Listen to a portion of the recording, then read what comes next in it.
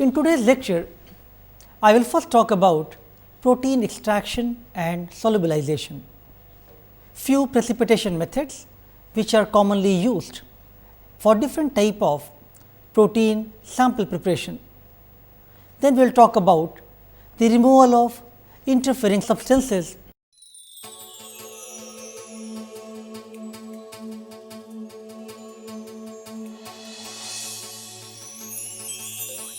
Let us talk about protein extraction and solubilization. Now, this step will be more towards talking about gel based proteomics, where solubilization will be more important.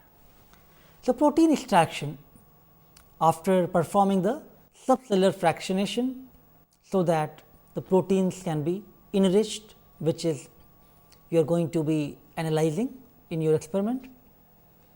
So, protein extraction in the aqueous buffer, one can follow different type of procedure, either use tris hydrochloric acid followed by the desalting method, protein precipitation by trichloroacetic acid or TCA, or acetone alone, or trichloroacetic acid and acetone.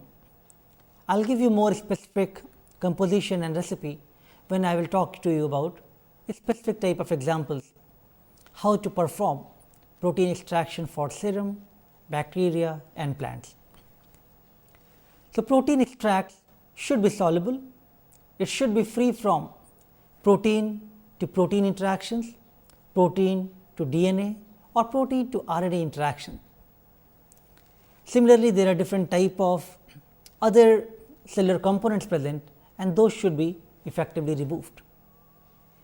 No metabolites should be interfering in your protein extract.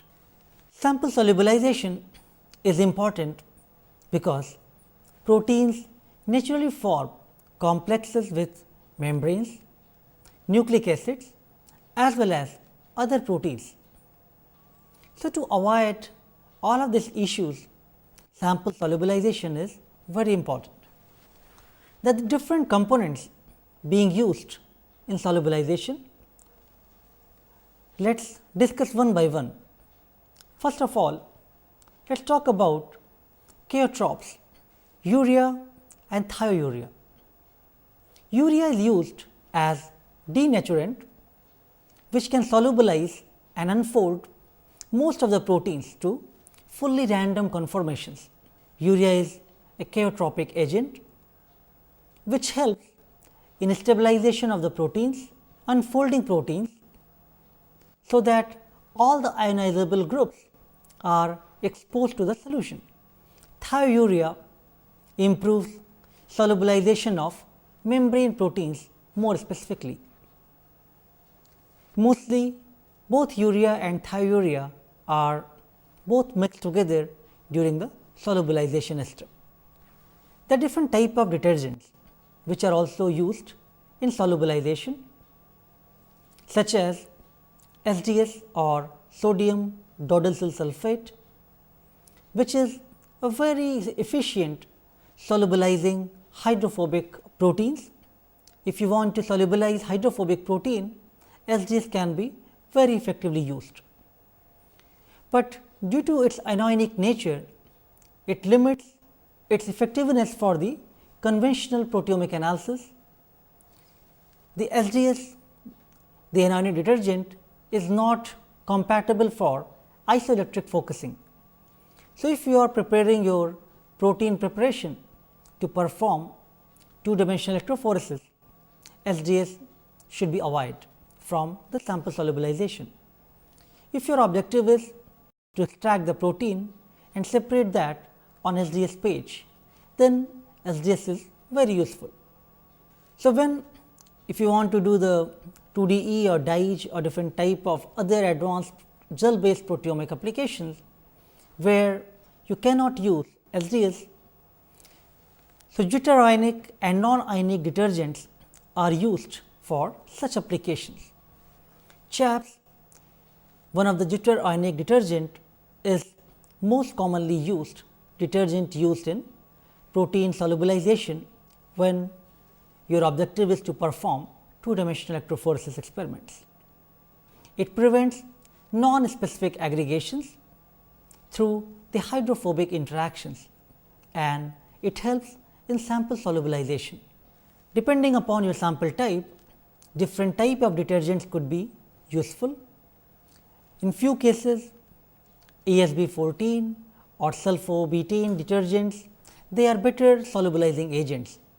You also have options of using neutral detergents such as NP40, although they are less commonly used. So, one cannot provide you a list of most effective solubilization agents. No single deuterionic or non-ionic detergent can completely solubilize all the proteins.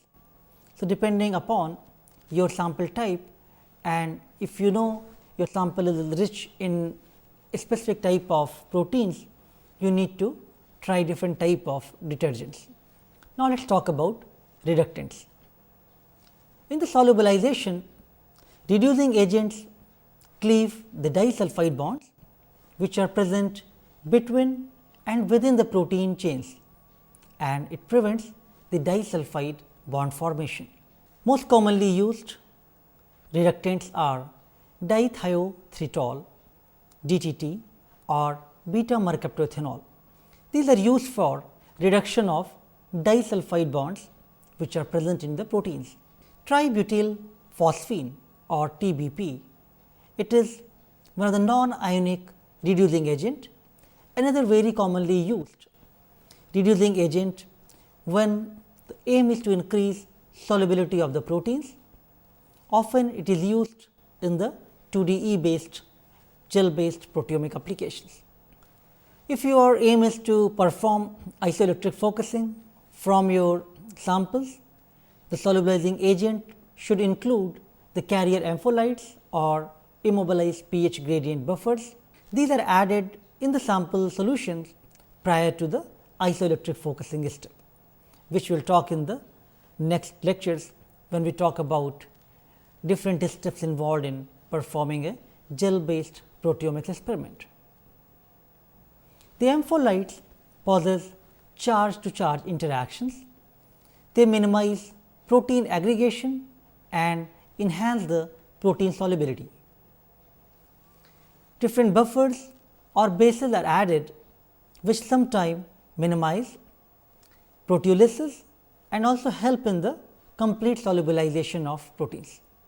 So, if your aim is to perform a two-dimensional electrophoresis experiment, the sample solution involves cheotropic denaturing agents such as urea 8 molar, thiourea 2 molar. Detergents such as chaps are most commonly used. It could be between 2 to 4%.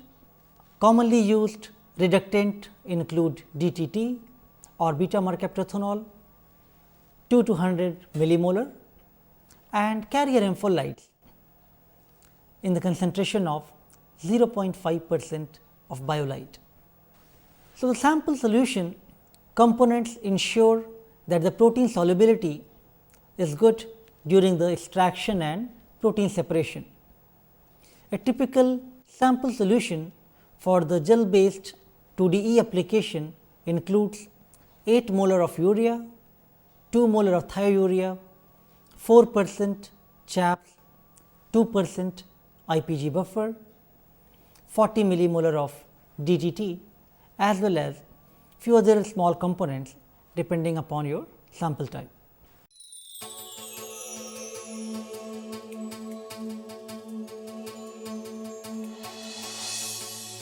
So, as I am giving you an overview of how to prepare a very good sample, let me also introduce you to different type of challenges being imposed by different sample types.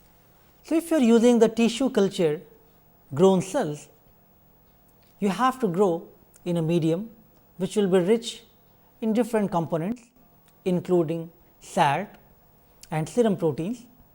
So, one need to get rid of those components if you want to perform a good sample preparation from the tissue culture cells.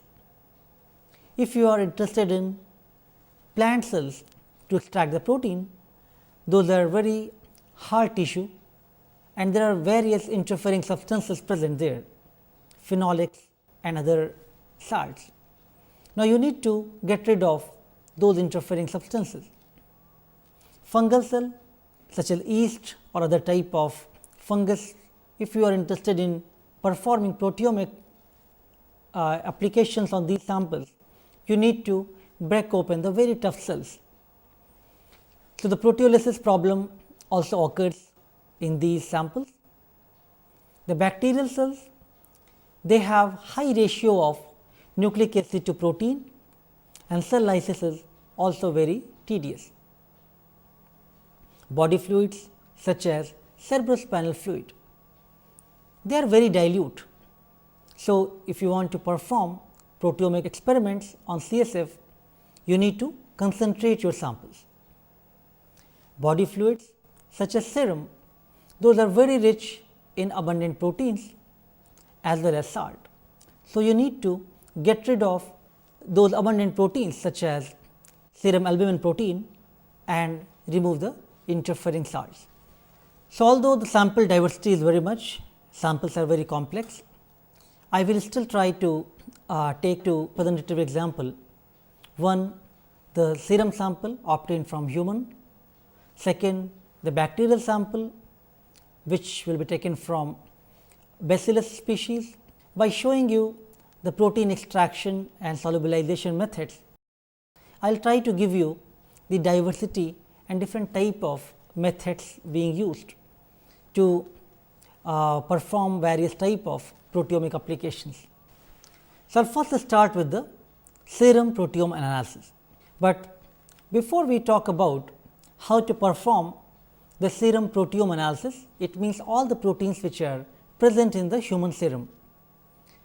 First of all, how to obtain these samples, how to store these samples, how to minimize various type of pre-analytical variations, that is one of the very important consideration. So, before we talk about how to really process the sample, let us talk about different type of clinical issues involved in these type of samples for the pre-analytical factors. So, proteomics, most of the applications are going to aim for simultaneous analysis of thousands of proteins of given clinical sample, whether it is serum, saliva, urine, CSF or tissue. The impact of pre-analytical factors which occur prior to the point of actual sample analysis is very high for the proteome scale clinical studies. The pre-analytical factors could be due to biological variations or it could be due to the technical artifacts. So, your studies could be influenced due to intrinsic factors or due to the extrinsic factors. The intrinsic influences include gender, age, ethnicity. The extrinsic influences include diet, medication, smoking, alcohol consumption, etc. So, when you are designing a clinical study, you need to ensure that you have no bias with the intrinsic factors. You should try to segregate your population with the different type of age, gender, try to in the discovery phase try to minimize these type of variations and try to perform your analysis with a narrow range of age group and different type of gender groups in the same ethnicity. But when you want to validate your samples, then you need to extend your analysis to the different age type, ethnicity and gender. Try to avoid the extrinsic influences such as diet, smoking, alcohol, different type of drug medication. These are going to alter the proteome and your discovery process will be influenced by these factors. So, in the large cohort of patients, the number of non-disease related biological effects will influence the proteome changes induced due to the disease. So, the study design should aim to match the age, gender and minimize the other influences without any bias. Often it is very useful to involve a statistician before you are designing these type of experiments and thinking about different pre-analytical factors before you actually perform your experiment is often going to determine how successful your analysis is going to be. Now, we have looked at different type of biological pre-analytical factors. Then there are different type of technical artifacts, how to collect the samples, how to process the sample and how to store those. The sample collection mode, the gross effect of factors such as the patient posture and the tourniquet application times, these are very important. Sample container types, when you are collecting the samples such as serum and plasma, they exhibit differences as a result of coagulation, specifically the removal of the fibrinogen. So, sample collection and handling procedure, one has to pay attention. The collection and handling procedure of biofluids will affect the sensitivity, selectivity and the reproducibility of the experiments. Collection tubes in which you are collecting your serum sample often is going to influence the analysis if you are using different type of tubes material. The shedding components from the tube or adsorption of the serum proteins to the tubes will in some way influence the proteome analysis. The cerebrospinal fluid measurement of different proteins such as beta amyloid and tau proteins, when people analyze these in different tubes of different materials, they found that they have different type of effects and the effects were lowest in the polystyrene tubes. So, with this discussion, it is very important to understand that one need to avoid different type of sample tubes being used for the collecting your biological samples. Sample storage is another very crucial factor, whether you are storing your clinical samples in -20 degrees centigrade or -80 degrees. How quickly have you saved all the clinical samples or how much delay was there before the sample was collected and stored. All of these small variations actually influence the sample analysis, the proteome analysis later on. So, avoid multiple freeze thawing of your samples, store the samples in a small aliquot, so that you do not have to freeze thaw the whole samples together.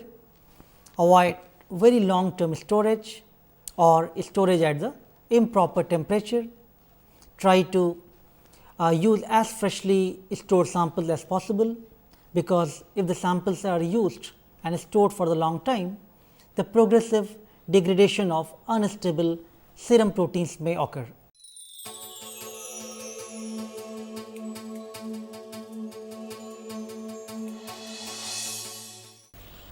So, let us first talk about the precipitation procedures.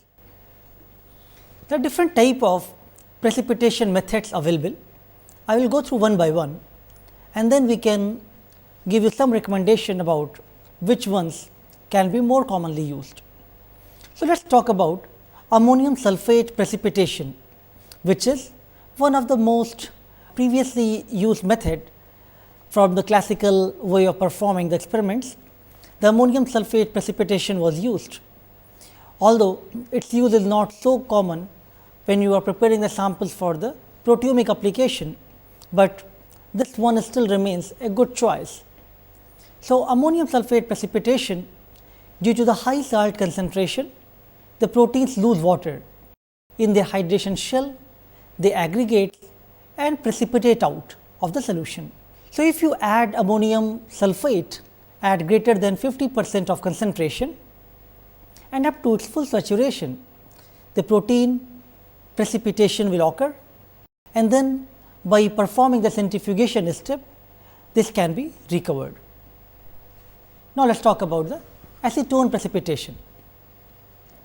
In this method, many organic solvent soluble contaminants such as detergents, lipids, they are left in solution. So, it is very effective. If you add an excess of at least 3 or 4 volume of ice cold acetone in your extract, incubate it in -20 degree for 1 to 2 hours and allow the proteins to precipitate. By performing this step, the proteins can be pelleted down during the centrifugation step, and then subsequently you can remove the acetone and dry it out. So, acetone precipitation is very easily performed method and it is very effective. Now, let us talk about TCA or trichloroacetic acid precipitation. TCA is one of the very effective protein precipitant. One can use 10 to 20% of TCA, usually 10% TCA is commonly added to the samples and then allowed to precipitate in the ice condition for almost half an hour to 1 hour. Protein pellet should be washed by adding acetone or other organic solvents such as ethanol. This method is very effective for the sample recovery point of view. Almost 99 to 100% sample recovery can be expected in this method. Now, since both TCA and acetone alone are very effective, people have tried combining both the methods together. It means addition of both TCA and acetone. So, this combination has demonstrated that it can precipitate the proteins more efficiently, which could not be achieved either by using TCA alone or by using acetone alone. So, a recommended concentration, one can try lyse the samples in 10% TCA made in acetone and also add 15 to 20 millimolar of DTT. Now, allow the protein samples to precipitate for an hour or 2 hours at -20 degrees, centrifuge, and the pellet can be further washed with acetone alone. Try performing the whole step in the cold condition, so that you can avoid the proteolysis degradation. Even this step, the acetone with 20 millimolar DTT will be effective. So, this is a very easy method to precipitate out the protein. First, add 10% TCA with acetone, and after centrifugation, wash the pellet to remove the TCA which could be present there, and then further wash 3 or 4 times with acetone containing DTT. After that, you need to dry out your pellet, so that any residual amount of acetone is not remaining in pellet. Now, let us talk about one of the less commonly used method, precipitation with ammonium acetate in methanol. This is more commonly used when you are talking about some plant samples which are rich in polyphenol and other interfering substances.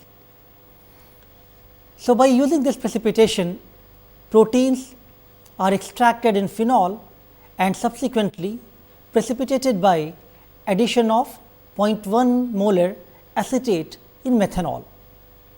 Pellet can be finely washed by adding acetone.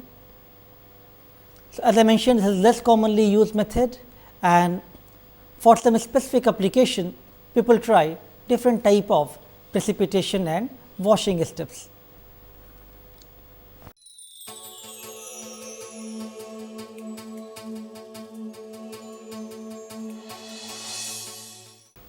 So, now let us talk about how to remove the interfering substances, because as I mentioned, the interfering substances are very detrimental for your any proteomic application, whether you want to perform 2-dimensional gel electrophoresis or you want to go for directly LC-MS based applications, or you want to do surface plasmon resonance label free based proteomic techniques, or you want to apply on protein microarrays. In all of these methods, different type of interfering substances will be very detrimental. So, let us talk about what are these different type of interfering substances and how we can get rid of them.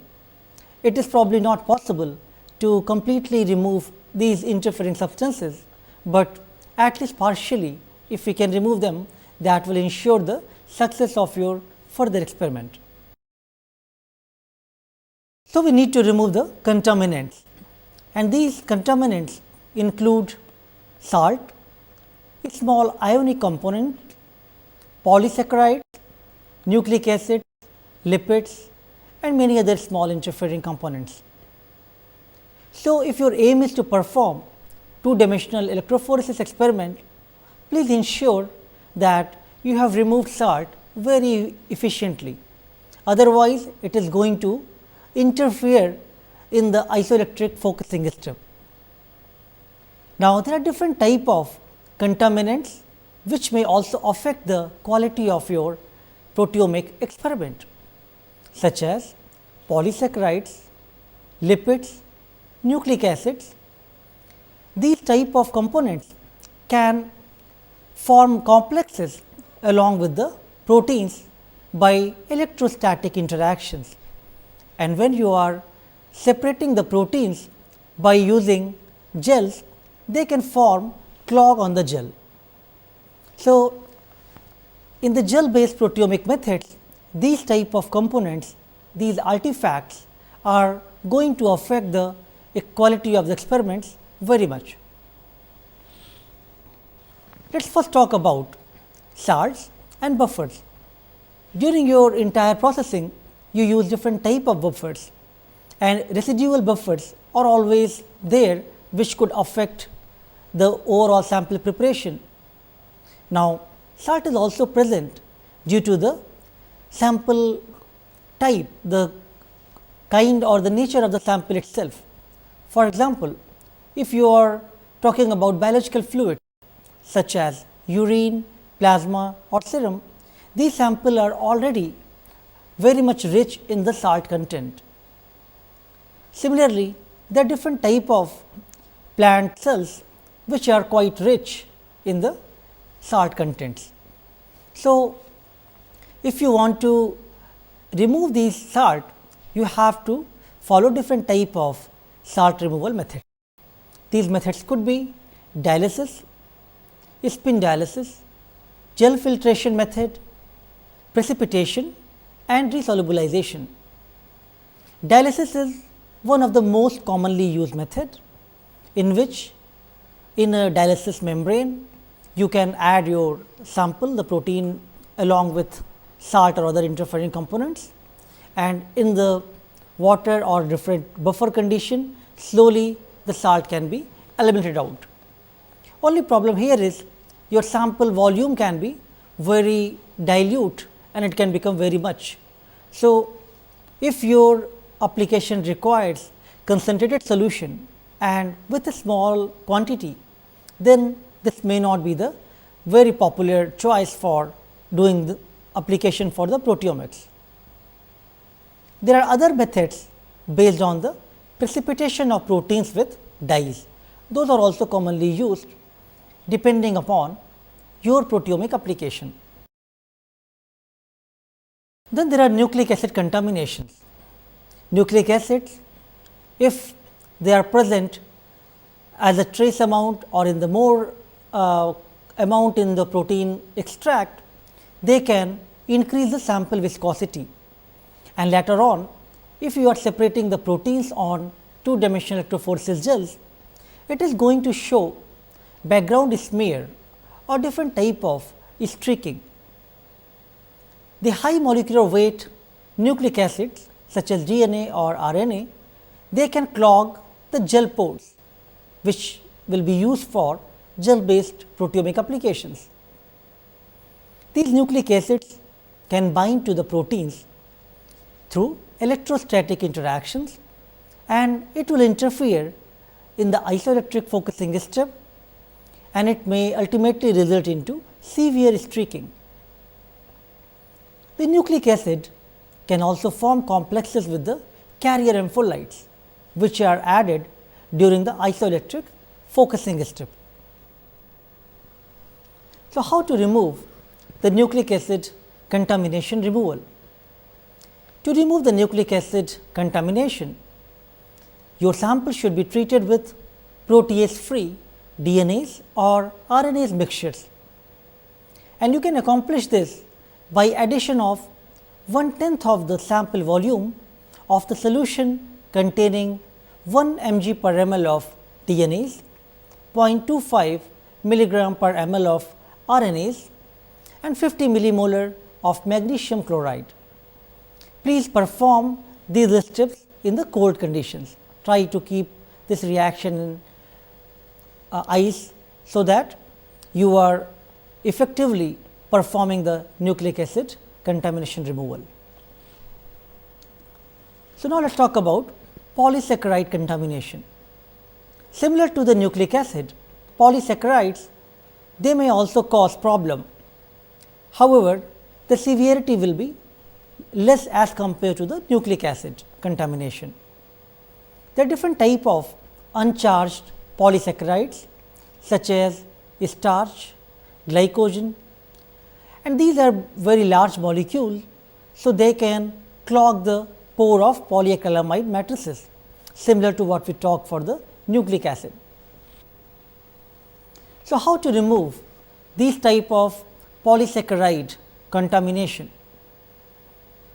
During the precipitation step itself, lot of polysaccharides they get removed. So, TCA, trichloroacetic acid, ammonium sulphate or phenol or ammonium acetate precipitation, they are efficient ways of removing the polysaccharide contamination. Lipids, they are very important. They are used for various type of biological problems to probe, but if your context is to study about the proteins, you would like to get rid of any lipids or any other nucleic acid or other interfering components, because you just want to analyze only proteins. Since we are talking about sample preparation for the proteins and proteomic applications, you would like to get rid of lipids. In membranous material, the lipids bind to the specific proteins such as lipid carriers, and it could give rise to artifactual heterogeneity. If very low amount of lipid is present in your protein sample, the presence of detergents in solubilization solution should disaggregate the lipids, delipidate and solubilize the proteins. But if your samples are very much rich in lipid contamination, few samples which are intrinsically rich in the lipids such as plant seeds or algae. So, you need to treat the samples by using chemical delipidization prior to the sample resolubilization. This process of delipidation can be achieved by extraction with organic solvents containing chlorinated solvents or ethanol or acetone alone. But this step becomes very crucial if you are analyzing the proteome of those samples, those biological samples which are very rich in lipid components. Now, let us talk about ionic detergent. SDS, sodium dodecyl sulphate. This is one of the anionic detergent which forms very strong complex with proteins.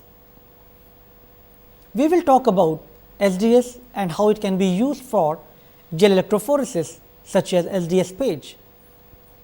But in this context, when you are talking about protein preparation, SDS is one of the very efficient compound.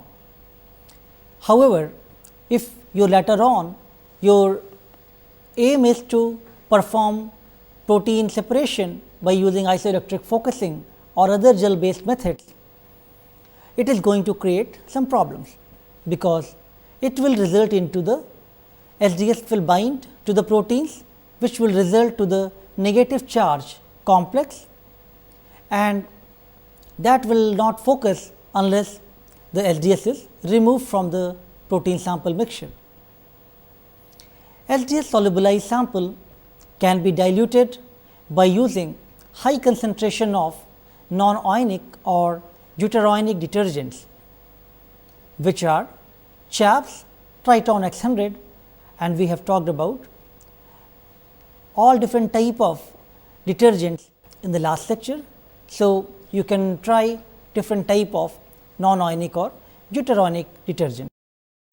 This step will ensure that the final SDS concentration is less than 0.25%. Otherwise, your isoelectric focusing will be hampered by this excess of SDS molecule. So, we have talked about different type of interfering components. In the last bit, I will just say that this is not the end of the list. There are many other interfering compounds present, and depending upon your unique biological sample, you may encounter more and more interfering compounds, and you may have to come up with new creative ways of removing those interference, so that your proteomic study can be performed with very high quality. There are few interfering compounds which are also present in the plant extracts, such as lignins, polyphenols, tannins, alkaloids, and pigments. I will talk about some of these in more detail when I will talk in the next class about the case study how to perform plant proteome analysis.